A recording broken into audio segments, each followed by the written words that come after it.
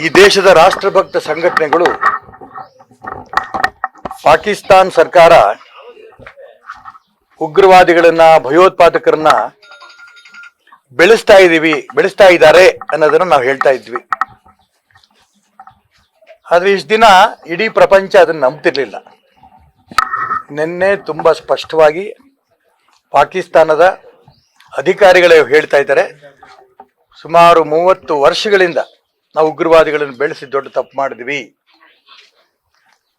ಆ ಉಗ್ರವಾದವನ್ನ ಭಯೋತ್ಪಾದಕರನ್ನ ಅವ್ರು ಬೆಳೆಸಿದ್ದಕ್ಕೋಸ್ಕರ ಇವತ್ತು ಪಾಕಿಸ್ತಾನಕ್ಕೆ ಇವತ್ತು ಮುಳ್ಳಾಗಿದೆ. ಸ್ವಾತಂತ್ರ್ಯ ಪೂರ್ವದಿಂದನೂ ಕೂಡ ಭಾರತ ಬೇರೆ ಬೇರೆ ನಂಬಿಕೆ ಮೇಲೆ ಆ ಮುಸಲ್ಮಾನ್ ದೇಶದ ಮೇಲೆ ಬೆಂಬಲ ಕೊಟ್ಕೊಂಡ್ಬಂದ್ರು. ಪಾಕಿಸ್ತಾನವನ್ನು ಕೂಡ ಹಿಂದೂಸ್ತಾನ ಪಾಕಿಸ್ತಾನ ರೂಪದಲ್ಲಿ ಡಿವೈಡ್ ಮಾಡಿ ದೇಶವನ್ನ ದೇಹದ ರೂಪದಲ್ಲಿ ಛಿದ್ರ ಮಾಡಿಕೊಟ್ಟಿದ್ರು ಕೂಡ ಅವ್ರ ಸಮಾಧಾನ ಆಗಲಿಲ್ಲ. 26 ಹಿಂದೂಗಳ ಕಗ್ಗೊಲೆಗಳಾಗಿದ್ದಂತ ಸಂದರ್ಭದಲ್ಲಿ ಯಾವ ರೀತಿ ಹಿಂದೂಗಳನ್ನು ಕಗ್ಗೊಲೆ ಮಾಡಿದ್ರು ಗುರುತಿಸಿ ಅನ್ನೋದನ್ನ ಆ ಕೊಲೆ ಆದಂತ ಸಂದರ್ಭದ ಅವ್ರ ಹೆಂಡತಿ ಮಕ್ಕಳು ಹೇಳ್ತಾ ಇರೋದು ನೋಡಿದಾಗ ತುಂಬಾ ದುಃಖ ಆಗತ್ತೆ. ಅವ್ರದ್ದು ನಾವು ಭಗವದ್ಗೀತೆ ಬಗ್ಗೆ ಎಷ್ಟರ ಮಟ್ಟಿಗೆ ಗೌರವ ಕೊಡ್ತೀವಿ, ಅವ್ರ ಕುರಾನ್ ಅಂತ ಅಂಶವನ್ನ ಹೇಳಕ್ ಬರಲ್ಲ, ಕಲ್ತಿರಲ್ಲ.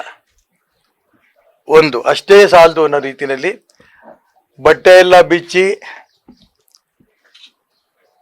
ಅವ್ರ ಮುಂಜಿ ಸಂದರ್ಭದಲ್ಲಿ ಏನೇನು ಮಾಡ್ಕೊಂಡಿರ್ತಾರೆ ಅದೆಲ್ಲ ಗಮನಿಸಿ ಅವನ್ ಹಿಂದೂ ಅಂತ ಕನ್ಫರ್ಮ್ ಮಾಡ್ಕೊಂಡು ಗುಂಡು ಹೊಡೆದು ಸಾಯಿಸಿದಾರಲ್ಲ, ಅವ್ರ ಮನುಷ್ಯರೆಲ್ಲ ರಾಕ್ಷಸರು.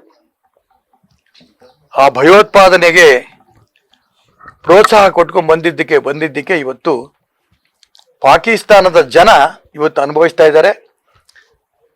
ಉಗ್ರವಾದಿಗಳಂತೂ ನಿರ್ನಾಮ ಆಗ್ತಾ ಇದ್ದಾರೆ. ನಿನ್ನೆ ಮೊನ್ನೆಯಿಂದನೂ ಕೂಡ ನಾವು ಟಿವಿನಲ್ಲಿ ನೋಡ್ತಾ ಇದ್ದೀವಿ. ಯಾರ್ಯಾರು ಭಯೋತ್ಪಾದಕರಿದ್ದಾರೆ ಅವ್ರ ಮನೆಗಳೆಲ್ಲ ಧ್ವಂಸ ಆಗ್ತಾ ಇದೆ.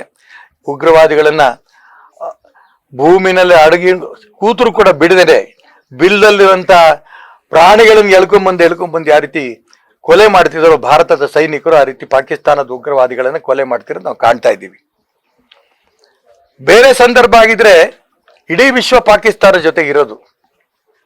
ಆದ್ರೆ ನರೇಂದ್ರ ಮೋದಿಯವರ ತಾಳ್ಮೆ, ಅವರ ಸಿದ್ಧಾಂತ ಎರಡೂ ಕೂಡ ನಾವು ಮೆಚ್ಚಬೇಕು. ಈ ಸಂದರ್ಭದಲ್ಲಿ ಇಡೀ ಪ್ರಪಂಚವನ್ನ ಜೊತೆ ಸೇರಿಸಿಕೊಂಡು ಎಲ್ಲ ರಾಷ್ಟ್ರಗಳು ಕೂಡ ಚೈನಾ ದೇಶ ಸೇರಿ ಇವತ್ತು ಭಾರತಕ್ಕೆ ಬೆಂಬಲ ಕೊಡ್ತಿದ್ದಾರೆ ಅಂದ್ರೆ ಅರ್ಥ ಆ ಪಾಕಿಸ್ತಾನ ಏನೇನು ದ್ರೋಹ ಮಾಡ್ತಾ ಇದ್ದು ಅನ್ನೋದನ್ನ ಬಹಿರಂಗವಾಗಿ ಅವರ ಅಧಿಕಾರಿಗಳೇ ಒಪ್ಪಿಕೊಂಡಂತ ಸ್ಥಿತಿ ಇವತ್ತು ಬಂದಾಗ ಇಡೀ ಪ್ರಪಂಚ ಇವತ್ತು ನಮ್ಮ ಜೊತೆ ನಿಂತಿದೆ.